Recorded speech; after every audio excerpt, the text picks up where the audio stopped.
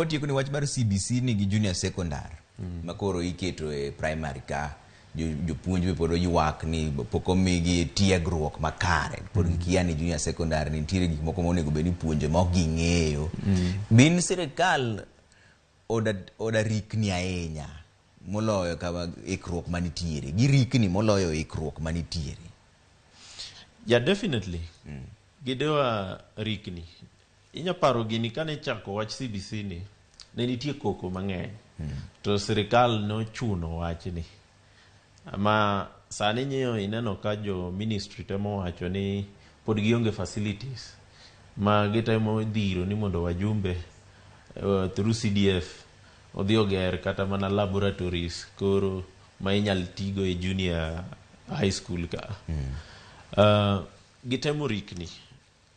Kendo rikni no dhi inyo nyithindo sana nyithindo manitiere iluonge ni between grade 4 gi grade 6 ka pod CBC is taking shape.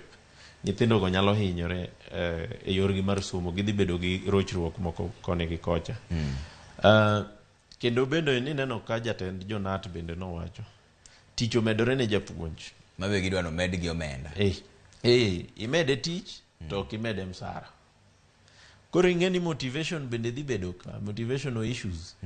Japuonjo imede tich, osache tin, facilities onge, to iti dwaro ni mondo o deliver results. To ing'eni kata king'iyo kata mana 844 kane chakore chien kucho. It was well designed.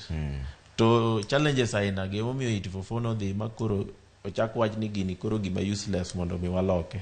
Implementation ne bedo gi shida. Dipo ka CBC ni dek chalo ka 844 mbele ka. Kaka sirkal dhi kode ni. To ka koro watieko in kaka jalony